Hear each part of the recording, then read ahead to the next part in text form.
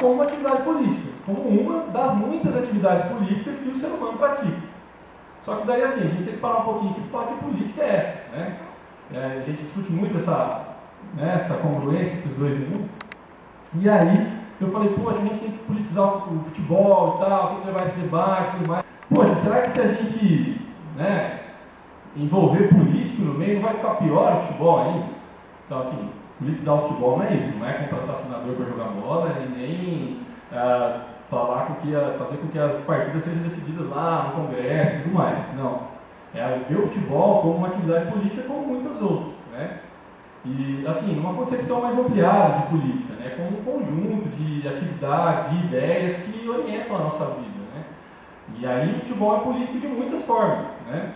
De formas boas, de formas ruins, no âmbito público, né? E no âmbito privado.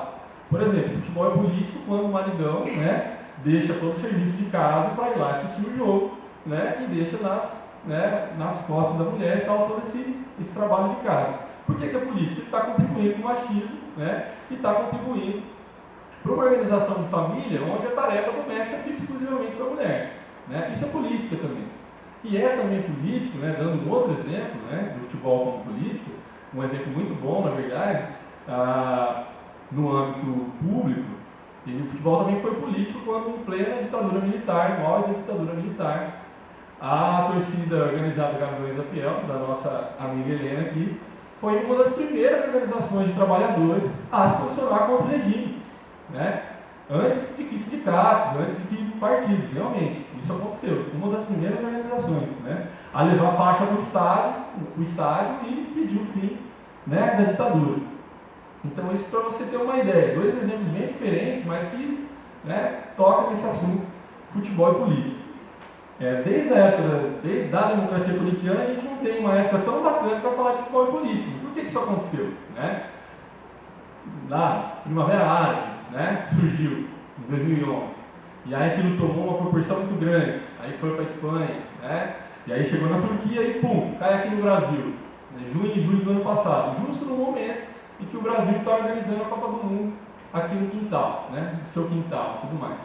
Então é um momento riquíssimo para a gente, né, que tenta pensar o esporte, o futebol, de uma outra forma, para a gente levar essa discussão, principalmente para a universidade e tudo mais. Aliás, gente, não é só a Copa do Mundo que o Brasil está organizando, já é a Copa do Mundo mais sanguinária da história, né? O que me consta até hoje foram mortos 9 operários em construções de estádio. E esse número chega a 11, se a gente levar em consideração os mortos na Arena Grêmio e Arena Palmeiras, que não vai participar da Copa, mas está nesse ritmo de construção e tal, né? Alavancado pelo evento e tudo mais, né? E aí, assim, na África do Sul, para vocês terem uma ideia, foram 3 mortes. É um número inadmissível, a gente chegou a 11. Né? E para vocês terem uma ideia, também fazendo um parênteses aí, quando a gente fala assim, morreu um operário em um acidente de trabalho, gente, essa história está cada vez mais mentirosa. Porque a gente tem denúncias do sindicato da construção civil lá em Manaus de operários fazendo turnos de até 16 horas, né, por dia. E aí, assim, não existe acidente de trabalho quando você trabalha 16 horas por dia. Né? Isso aí é puro descaso, isso aí é um puro crime, né, que as empreiteiras colocam para que você tenha o estádio pronto a tempo da Copa. Né? Esse é um ponto. Além desses números de mortes e tal, a gente teve vários exemplos, né, de crimes, principalmente contra a população de baixa renda, né, contra as camadas populares, é claro. Primeiro, Porto Alegre, teve um caso muito sério, né, 30 mil desabrigados, uma vez só, porque cometeram o crime de morar numa área onde iria se construir um estádio da Copa do Mundo. 30 mil desabrigados, um bairro inteiro. Né? E a gente teve um aumento, está tendo ainda, né, um aumento muito grande da prostituição infantil perto das obras do estádio também. Outro problema que vem, e a gente tem sérias denúncias do Itaquerão, né, está sendo aumentou demais o número de prostituição infantil em volta do Itaquerão. Né? Itaquerão, para quem não está se familiarizado ainda, vai ser o estádio do Corinthians lá na Zona Leste, lá em Itaquera. E a gente teve também o caso do Aldeia Maracanã, que todo mundo viu que foi um ataque à memória das minorias, né, desse país. Então, assim, o que era para ser um trunfo do governo, acabou, né, que era para ser um trunfo, no sentido de que, poxa, vamos organizar uma Copa do Mundo, então a gente vai mostrar que a gente é um país potência. Acabou sendo o contrário, né? Essa Copa do Mundo veio para escancarar ainda mais o abismo social que existe no Brasil, né?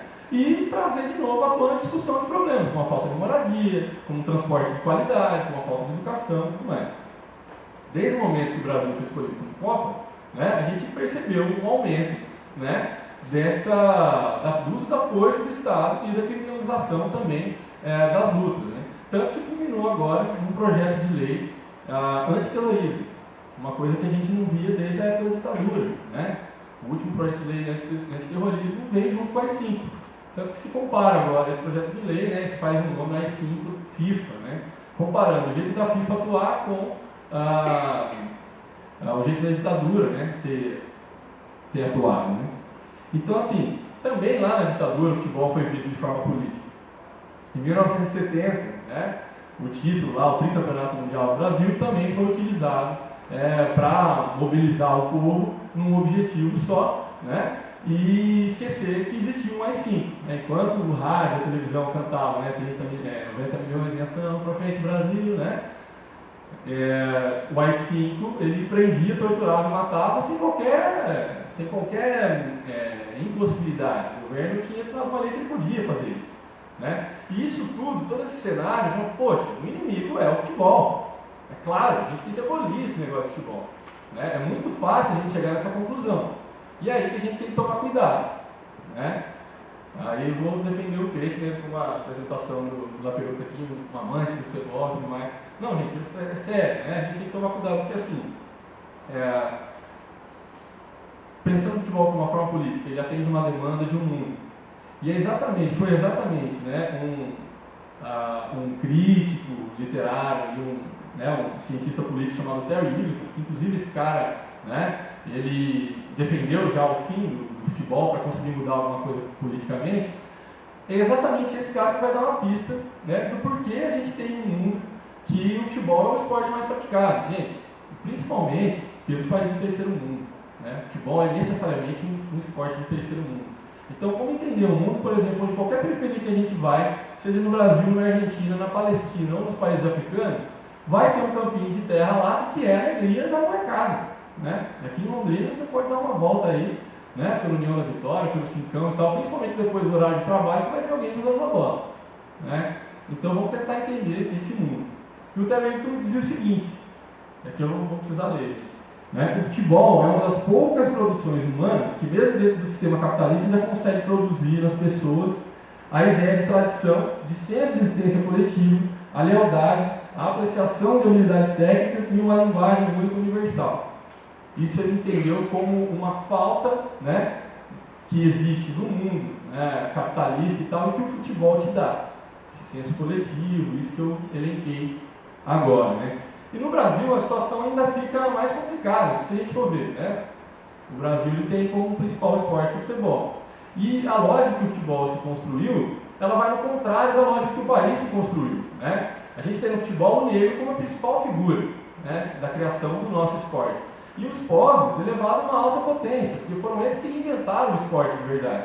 O futebol veio da Inglaterra para cá como uma coisa de elite, e aqui, né, a população de baixa renda e tal, quando se apoderou desse esporte, criou um esporte novo. Né? Então, eu até gosto de falar do Wisnik, né, José Miguel Wisnik, que é um outro sociólogo, que ele fala o seguinte: praticamente no Brasil o futebol realizou as promessas, né, que na política, na economia e no social a gente não conseguiu. Né? Então fica muito difícil a gente só enviesar o futebol como uma questão alienante, alienadora. Né? É um esporte que constrói a nossa sociedade, assim, principalmente aqui no Brasil. Né? Assim, só para já ir encaminhando para o final, esse processo de elitização do esporte, que a gente está vendo aqui agora, estádios riquíssimos, arenas e tudo mais, ele já aconteceu em outros países. Né, e principalmente aconteceu na Europa. Né? A classe trabalhadora não foi só tirada dentro do estádio, como foi tirada dos arredores também, porque aquelas casas que ficavam nos arredores, elas valiam mais agora por conta daquele estádio e não tinha condição de pagar a hipoteca. E aí, teve logo que isso foi acontecendo, um lema se destacou, né, na Europa e tal, que é uma parada chamada contra o futebol moderno. Né? O que significa isso? Né? Várias torcidas adotaram, levaram bandeiras e tudo mais, né? E esse grito, né, do contra o futebol moderno, ele teve uma aceitação muito grande. E até por a gente estar vivendo o que a gente está vivendo hoje no Brasil, né, chegou aqui no Brasil também, já viu algumas torcidas se mobilizando nesse sentido. Embora ainda, né, iniciante no pensamento político, cheio de contradição, essa frase, esse lema contra o futebol moderno, ele guarda algumas questões bem legais, de mudança da realidade do jeito que está hoje. Né? Mostrando que de fato não é o futebol que é o nosso grande inimigo, mas o uso que o capitalismo tardio faz desse produto cultural, como também faz da música, do cinema, da literatura. Né? Então, assim, o pessoal que levanta essa bandeira lá na Europa, ele é contra a elitização, ele é contra né, essa saída, né, essa perda da experiência, né, de estar lá no estádio e tal. Ele é contra esse grande mercado que se criou em cima, né, do mundo da bola e tudo mais, né, e, né, começou a dar assim, um vislumbre de uma organização que está indo contra necessariamente uma coisa que o capitalismo produz. Isso está surgindo aí, e a gente está começando a discutir isso. Né? E o que é legal isso? Por que eu trouxe isso hoje? Para ver que futebol, não só, né, pode ser, claro, uma questão alienadora e tudo mais, mas também pode ser uma plataforma de luta também. Pode jogar você a entender, né, a linguagem do futebol, quando é extravasada pela política, como já disse o Sócrates e tal, ela atinge todo mundo. Né? É meio complicado, assim, né? No Brasil a gente tem o futebol e a religião, assim, que a gente tem que saber politizar os dois. Né? Até porque 90% da classe trabalhadora não está envolvido com um ou com o outro, ou com os dois ao mesmo tempo. Né? Então, assim, já é para ir encaminhando aqui. Né? O Eduardo Galeano tem uma passagem muito bacana sobre essa transformação do futebol em mercadoria. Né? Porque ele diz o seguinte: à medida que o esporte foi se tornando indústria, nesse final de século, até a própria linguagem do jogo começou a se perder, parou de ser um negócio legal. Parou de ter aquele espaço para brincadeira, um espaço para o drible, um espaço para alguma coisa que era bacana e todo mundo gostava, mas que não necessariamente resultava no gol, vamos dizer assim. Né? Isso perdeu espaço. Por quê? É um reflexo direto dos nossos times e tal, as seleções estarem se tornando empresas capitalistas. Aquilo que não é, aquilo que é inútil, né, que não produz o gol, ele não é rentável. E o que não é rentável não tem né, lugar nesse mundo de hoje em dia. Para fechar mesmo agora, antes que eu ultrapasse aqui o limite, né, reforçar então que nem tanto o inimigo é o futebol, e mais do que o capitalismo faz com ele, né? E aí eu até vi uma menina com a camisa do Chico Buarque ali, né? Eu lembrei aqui, eu estava pensando em encerrar com esse ponto, né, do Chico Buarque, né? Que ele inventou praticamente assim um mito da invenção do futebol brasileiro. É uma história verdadeira que ele fala, mas ele deu a leitura dele.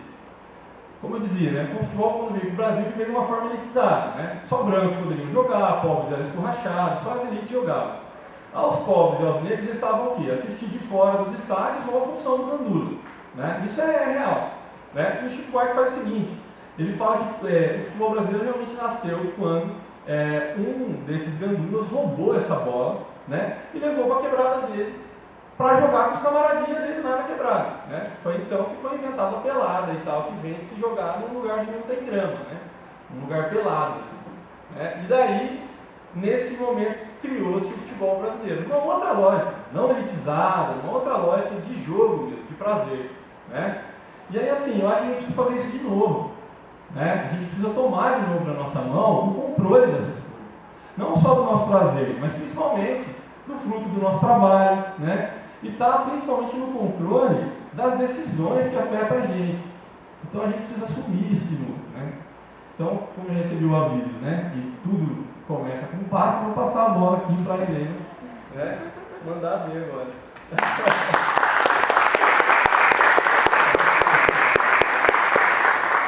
Bom, só uma coisa que eu queria falar antes do negócio da Copa, que para nós é importante, porque as coisas também se dão num fio de continuidade. O tema da cidade, e aí eu falo da cidade porque para nós tem muito a ver. A Copa para quem? Bom, a Copa é para quem já era o dono da cidade. A Copa é para quem já era construída, constituída a cidade legal, a cidade oficial, a cidade com recursos, com cultura, com acesso. Então, a Copa é para as mesmas pessoas que eram as donas da cidade, que são as mesmas pessoas que são as donas do capital, que são as mesmas pessoas que são os que lucram com os eventos, os empreendimentos, a especulação e tudo mais. Então, por isso, acho que era importante recuperar um pouco esse negócio de antes da Copa. Porque nós temos um desenvolvimento urbano que é de lascar o ser humano. Em todo lugar é assim, no Brasil é ainda mais. Digo em todo lugar é assim, porque mesmo na Europa, em alguns cantos que já foi melhor às custas de chupinzar o resto do mundo, certo? Como aqui. Então, para nós é ruim mesmo. Agora, a gente é uma urbanização de baixos salários, né? Então, se a gente imagina, por exemplo, naquela continha do Getúlio Vargas, quando ele cria o negócio do salário mínimo, ele vai calcular o que é necessário para reproduzir a força de trabalho. Não é para o cara ficar rico, nem se libertar, nem viver bem, nem nada disso. É para reproduzir a força de trabalho. Então precisa comer, precisa dormir, precisa beber água, tomar um Doril de vez em quando, alguma coisa. Então, beleza, isso aqui compõe, esses custos todos vão ser o salário mínimo. Nisso entrava a moradia. O capitalismo percebeu que não precisava pagar moradia no Brasil, por exemplo. E nessa lógica, a moradia retirada daí sempre foi acessada no processo de urbanização, que se deu junto com a industrialização de maneira ilegal, ou do ladinho, ou dando um jeito. Então o trabalhador tinha que se lascar para fazer negócio. Então comprava um terreno, ou ocupava o terreno, autoconstrução e pau na máquina. Porque o patrão não tinha que pagar com isso. É a acumulação também de capital. Porque, de alguma maneira, a moradia que o trabalhador foi obrigado a fazer, sem contar com o pagamento disso, como também necessidade de reprodução da força de trabalho, é acúmulo para o capitalista. Porque trabalho não paga. É necessidade de reprodução da força de trabalho não paga pelo capitalista, que o trabalhador está pagando. Está pagando ele com mais trabalho, porque ele vai construir a casa quando ele chegar do serviço, 7 horas da noite. É aí que ele vai sentar tijolo para fazer a casa dele, o barraco, lá nos quintos dos infernos, que é onde ele conseguiu comprar o terreno. Essa cidade é uma cidade que vai produzindo uma especulação com a vida, e aí entram todas as coisas. Estou falando de moradia só para um pouco dar esse link do como que se foi construindo territorialmente, inclusive o negócio. A ideia de centro, de periferia, de quebrada, de cidade dividida em dois, ou de uma cidade vivendo como parasitária quase da outra, né? Mas o processo mais geral e a dinâmica de especulação é com a vida, não é só com a terra na cidade. E nisso entra tudo, inclusive o futebol. É sintomático, por exemplo, que num lugar como São Paulo, que tem 12 milhões de pessoas, com uma periferia gigantesca, sem acesso a nada, os campinhos de terra, por exemplo, têm diminuído cada vez mais, para dar lugar para os empreendimentos do Minha Casa Minha Vida, ou para dar lugar para quadras de futebol privadas que devem ser alugadas mesmo na quebrada. É assim que acontece. Então, todos os espaços da vida começam a ser apropriados e ser utilizados para reprodução de capital. Seja futebol, seja... E aí entram outras coisas nesse rolê. O samba, por isso que eu estava falando do negócio dos eventos, porque o carnaval para mim entra muito nisso também. Como é que começa isso? Isso começa como resistência. Isso começa como música de preto, como identidade do povo, como afirmação diante de toda uma cultura burguesa. O capitalismo pega, se apropria, dá outro conteúdo e devolve de um jeito que achata a nossa cabeça. A mesma coisa no funk. Como nasce o funk? Música de resistência também. Também é apropriado. Também é completamente destruído, dilacerado. É dado a ele um outro significado e é devolvido para nós como um lixo para achatar a nossa cabeça. Então, entra numa lógica onde todos os momentos da vida são importantes para a reprodução do capital. A exploração não se limita a nos explorar no nosso espaço de trabalho. Este é o principal momento. Essa é a principal engrenagem. Mas não termina. Não termina. O capitalismo conseguiu fazer de todos os momentos da nossa vida espaços de especulação, de acúmulo de capital, de geração de lucro e etc. Nesse sentido, o capitalismo foi produzindo uma série de padrões e a gente já vinha antes da Copa, antes do anúncio de que a Copa seria no Brasil,